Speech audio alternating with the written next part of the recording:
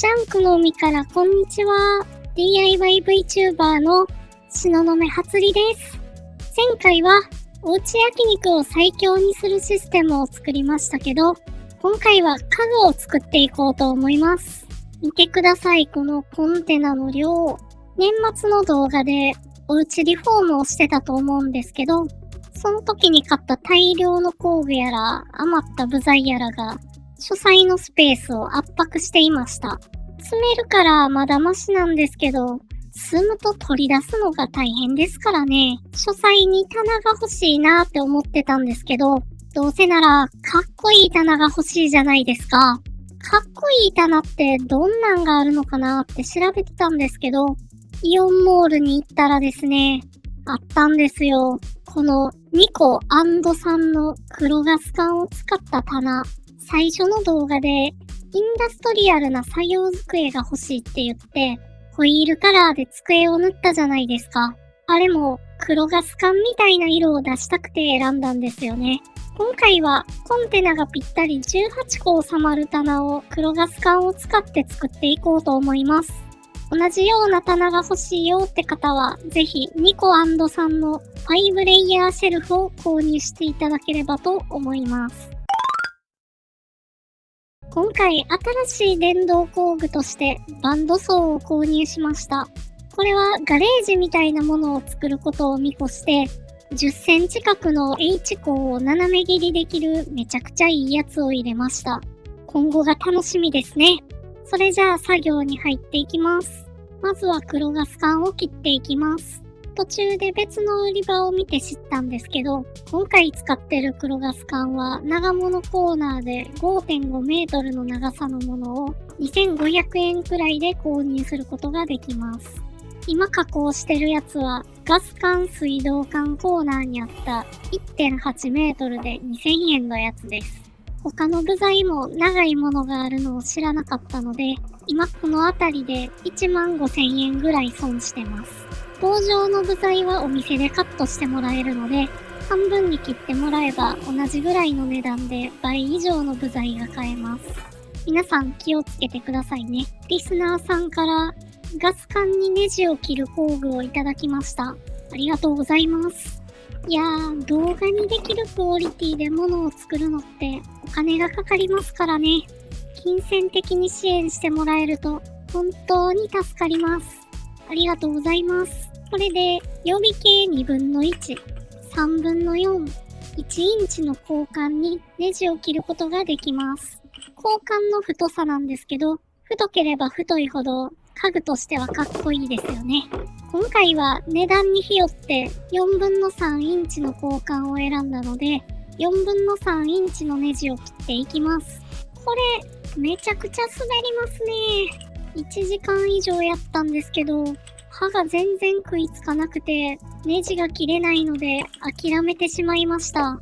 5000円もする高価なものをいただいたので、本当に申し訳ないんですけど、16箇所ネジを切らないといけないので、日本製で2万円する高価なネジ切り機を購入しました。近所の中古工具屋さんで電動ネジ切り機が39,800円だったので相当迷ったんですけど、ネジなんかそうそう切らないんだから運動しようよっていう気持ちと、いや収納を作ってるのに作ってる過程で大型電動工具を2つも買うのはいかんでしょうっていう気持ちで手動工具にしました。前のやつとは違って締め具合を調整しないといけないんですけど、この刃の締め具合でネジの太さを微調整できるみたいです。やっぱり全然違いますね。刃がすんなり入っていきます。最近は何でも安い中国製で事足りてしまいがちですけど、黒ガス管にネジを切るっていうのは人力にできる限界に近い力のいる作業なので、いい刃であることが結果に直結してきますね。ネジの出来を確認していきましょう。あれ？入らんな。緩めすぎたのかな。ネジの太さを締めていきましょう。ネジを切り直して、入りました。メモリに合わせすぎるとぴったりすぎて入れにくいってことなのかな。2本目に行きます。2本目を試したら食いつきが悪くて30分回しても食いつかなくなりました。いろいろ試行錯誤した結果、メモリに合わせて切ると1周目から食いつくんですけど、最初から細めで切ると食いつきが悪くなるみたいです。16箇所ネジを切った後に欲しい太さで切り直したらサクサク切ることができました。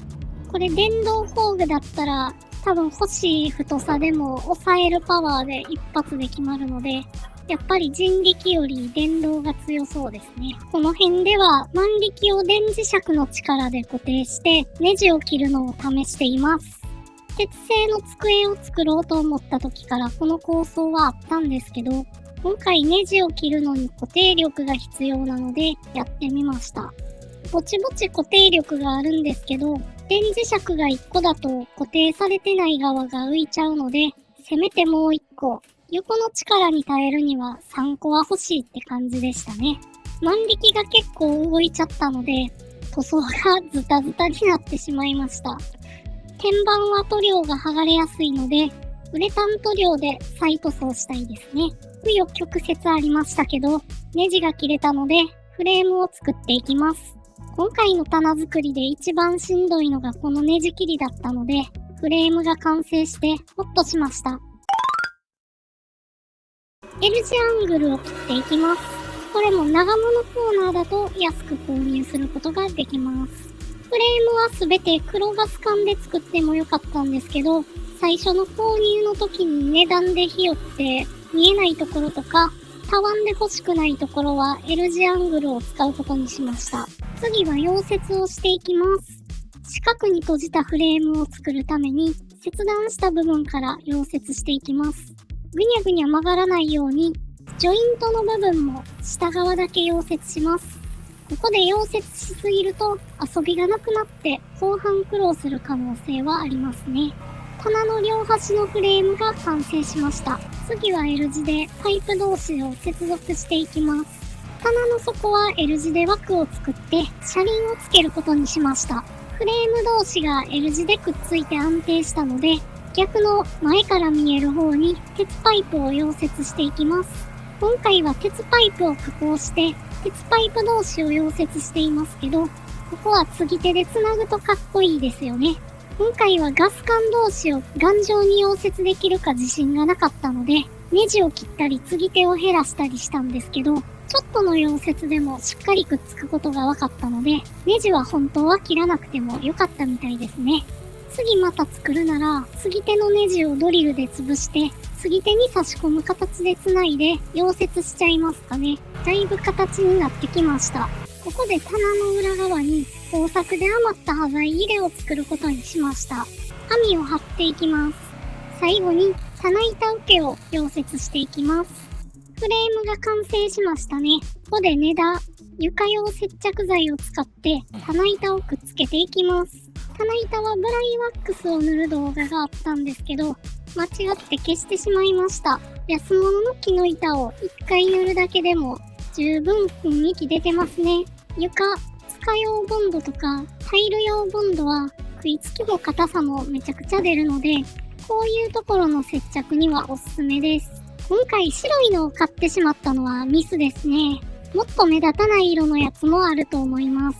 これ乾く前に布で拭わないと本当に取れなくなるので、取り扱いには気をつけてくださいね。完成しました。どうでしょうか？これはかなりかっこいいんじゃないでしょうか。最後にパーツクリーナーで脱脂をします。黒ガス管は白ガス管と違って亜鉛メッキをされてないので、錆び止めの油が塗ってあります。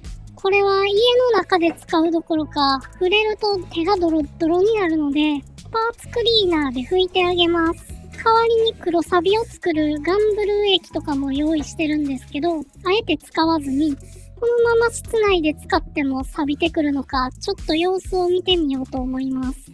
コンテナを乗せてみました。車輪は問題なさそうですね。裏側には端材が収納されています。完璧ですね。いやー、今回は材料費とネジ切り機で6万くらいかかってしまいました。このペースで DIY してたらやばいですね。最初から長物を買ってネジ切りを使わなければ半額ぐらいで作れてましたしね。ボンドもね、思ったよりしっかりくっつくんですよね。溶接ももしかしたらいらないかもしれませんね。もし全然工具のないところからこういうの作りたいよって方がいるんだったら、パイプはグラインダーで切って万力はいると思うんですけど、万力で固定した継ぎ手のネジをドリルで取って差し込んでネダボンドで接着したら作るのに時間はかかるかもしれませんけど、工具代も1万とちょっとぐらいでいける気がします。皆さんもぜひチャレンジしてみてくださいね。今回面白かったよって方はチャンネル登録、高評価、Twitter での拡散よろしくお願いします。バイバーイ。